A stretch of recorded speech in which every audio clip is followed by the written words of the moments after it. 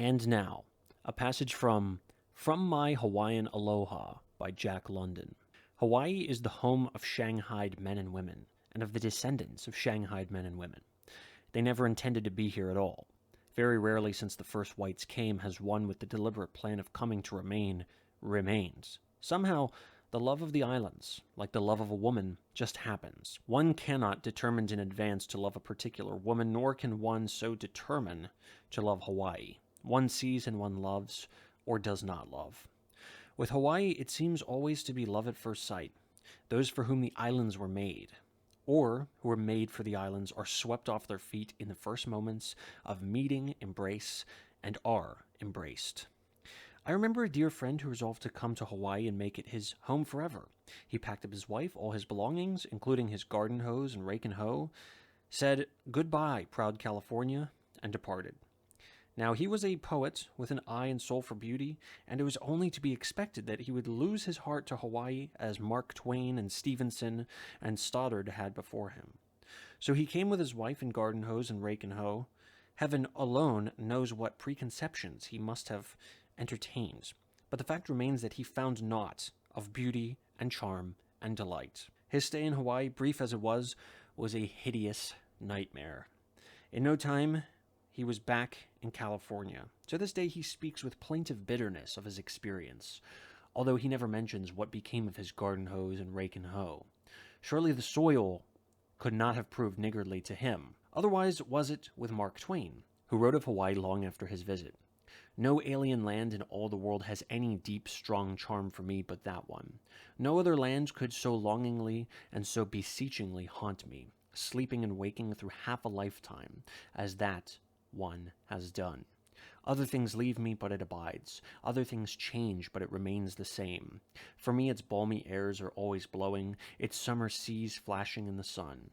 The pulsing of its surf beat is in my ears. I can see its garlanded crags, its leaping cascades, its plumy palms drowsing by the shore, its remote summits floating like islands above the cloud rack. I can feel the spirit of its woodland solitudes. I can hear the plash of its brooks. In my nostrils still lives the breath of flowers that perished 20 years ago. One reads of the first Chief Justice under the Kamehamehas that he was on his way around the Horn to Oregon when he was persuaded to remain in Hawaii. Truly, Hawaii is a woman beautiful and vastly more persuasive and seductive than her sister sirens of the sea. The sailor boy, Archibald Scott Cleghorn, had no intention of leaving his ship, but he looked upon the Princess Like. The Princess Like looked on him, and he remained to become the father of the Princess Kaiulani, and to dignify a place of honor through long years. He was not the first sailor boy to leave his ship, nor the last. One of the recent ones, whom I know well, arrived several years ago on a yacht, in a yacht race from the mainland. So brief was his permitted vacation from his bank cashier ship that he had planned to return by fast steamer. He is still here. The outlook is that his children and his grandchildren after him will be here. Another erstwhile bank cashier is Louis von Temsky, the son of the last British officer killed in the Maori War. His New Zealand bank gave him a year's vacation. The one place he wanted to see above all others was California. He departed. His ship stopped at Hawaii. It was the same old story. The ship sailed on without him. His New Zealand bank never saw him again, and many years passed ere ever he saw California. But she had no charms for him, and today, his sons and daughters about him, he looks down on half a world and all of Maui from the rolling grasslands of the Haleakala Ranch.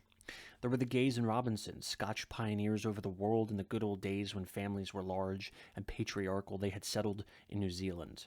After a time, they decided to migrate to British Columbia. Among their possessions was a full-rigged ship, of which one of their sons was master. Like my poet friend from California, they packed all their property on board, but in place of his garden hose and rake and hoe, they took their plows and harrows and all their agricultural machinery. Also, they took their horses and their cattle and their sheep. When they arrived in British Columbia, they would be in shape to settle immediately, break the soil, and not miss a harvest. But the ship, as was the custom in the sailing ship days, stopped at Hawaii for water and fruits and vegetables. The Gays and Robinsons are still here, or rather, their venerable children, and younger grandchildren and great-grandchildren. For Hawaii, like the Princess Like, put her arms around them, and it was love at first sight. They took up land on Kauai and Niihau, the 97 square miles of the latter remaining intact in their possession to this day. I doubt that not even the missionaries, windjamming around the Horn from New England a century ago, had the remotest thought of living out all their days in Hawaii. This is not the way of missionaries over the world. They have always gone forth to far places with the resolve to devote their lives to the glory of God and the redemption of the heathen, but with the determination at the end of it all to return to spend their declining years in their own country. But Hawaii can seduce missionaries just as readily as she can seduce sailor boys and bank cashiers. And this particular lot of missionaries was so enamored of her charms that they did not return when old age came upon them. Their bones lie here in the land they came to love better than their own, and they and their sons and daughters after them have been and are powerful forces in the development of Hawaii. In missionary annals, such unanimous and eager adoption of a new land is unique.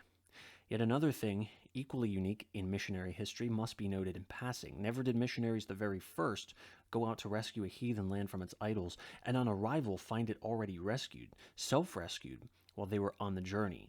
In 1819, all Hawaii was groaning under the harsh rule of the ancient idols, whose mouthpieces were the priests and whose utterances were the frightfully cruel and unjust taboos. In 1819, the first missionaries assembled in Boston and sailed away on the long voyage around the Horn. In 1819, the Hawaiians of themselves, without counsel or suggestion, overthrew their idols and abolished the taboos. In 1820, the missionaries completed their long voyage and landed in Hawaii to find a country and a people without gods and without religion, ready and ripe for instruction. But to return, Hawaii is the home of shanghaied men and women who were induced to remain, not by a blow with a club over the head or a doped bottle of whiskey, but by love. Hawaii and the Hawaiians are a land and a people loving and lovable. By their language may ye know them. And in what other land save this one is the commonest form of greeting not good day, nor how do you do, but love? That greeting is aloha, love, I love you, my love to you, good day. What is it more than an impersonal remark about the weather? How do you do? It is personal in a merely casual, interrogative sort of way. But aloha? It is a positive affirmation of the warmth of one's own heart-giving. My love to you. I love you. Aloha. Well then, try to imagine a land that is as lovely and loving as such a people. Hawaii is all of this, not strictly tropical, but subtropical, rather in the heel of the northeast trades, which is a very whine of wind. With altitudes rising from palm-fronded coral beaches to snow-capped summits 14,000 feet in the air, there was never so much climate gathered together in one place on Earth.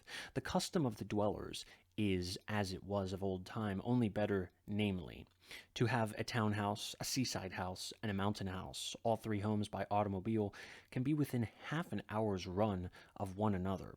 Yet in difference of climate and scenery, they are the equivalent of a house on Fifth Avenue or the Riverside Drive, of an Adirondack camp, and of a Florida winter bungalow, plus a 12-month cycle of seasons crammed into each and every day. Let me try to make this clearer. The New York dweller must wait till summer for the Adirondacks, till winter for the Florida beach. But in Hawaii, say on the island of Oahu, the Honolulu dweller can decide each day what climate and what season he desires to spend the day in. It is his to pick and choose. Yes, and further, he may awake in his Adirondacks, lunch and shop and go to the club in his city, spend his afternoon and dine at his Palm Beach, and return to sleep in the shrewd coolness of his Adirondack camp. And what is true of Oahu is true of all the other large islands of the group. Climate and season are to be had for the picking and choosing, with countless surprising variations thrown in for good measure. Suppose one be an invalid seeking an invalid's climate. A night's run from Honolulu on a steamer will land him on the leeward coast of the big island of Hawaii. There amongst the coffee on the slopes of Kona, 1,000 feet above Kailua, and the wrinkled sea, he will find the perfect invalid climate. It is the land of the morning calm, the afternoon shower, and the evening tranquility. Harsh winds never blow. Once in a year or two, a stiff wind of 24 to 48 hours will blow from the south. This is the Kona wind. Otherwise, there is no wind, at least no air drafts of sufficient force to be so dignified. They're not even breezes. They are air fans alternating by day and by night, between the sea and the land. Under the sun, the land warms and draws to it the mild sea air. In the night, the land radiating its heat more quickly, the sea remains the warmer and draws to it the mountain air faintly drenched with the perfume of flowers. Such is the climate of Kona, where nobody ever dreams of looking at a thermometer, where each afternoon there falls a refreshing spring shower, and where neither frost nor sunstroke has ever been known, all of which is made possible by the towering bulks of Mauna Kea and Mauna Loa. Beyond them, on the windward slopes of the Big Island along the Hamakua coast, the trade wind will as often as not be blustering at 40 miles an hour. Should an Oregon webfoot become homesick for the habitual wet of his native clime, he will find easement and a soaking on the windward coasts of Hawaii and Maui, from Hilo in the south with its average annual rainfall of 150 inches to the Nahiku country to the north beyond Hana, which has known a downpour of 420 inches in a single 12-month. In the matter of rain, it is again pick and choose from 200 inches to 20 or 5 or 1, nay further 40 miles away from the Nahiku on the leeward slopes of the House of the Sun, which is the mightiest extinct volcano in the world. Rain may not fall once in a dozen years. Cattle live their lives without ever seeing a puddle, and horses brought from that region shy at running water or try to eat it with their teeth. One can multiply the foregoing examples indefinitely, and to the proposition that never was so much climate gathered together in one place can be added that never was so much landscape gathered together in one place. The diversification is endless, from the lava shores of South Puna to the barking sands of Kauai. On every island, breakneck mountain climbing abounds. One can shiver above timberline on the snow caps of Mauna Kea or Mauna Loa, swelter under the banyan at sleepy old Lahaina, swim in clear ocean water that effervesces like champagne on 10,000 beaches, or sleep under blankets every night in the upland pastures of the great cattle ranges and awaken each morning to the song of skylarks and the crisp, snappy air of spring. But never go where he will in Hawaii nigh. Will he experience a hurricane, a tornado, a blizzard, a fog, or 90 degrees in the shade?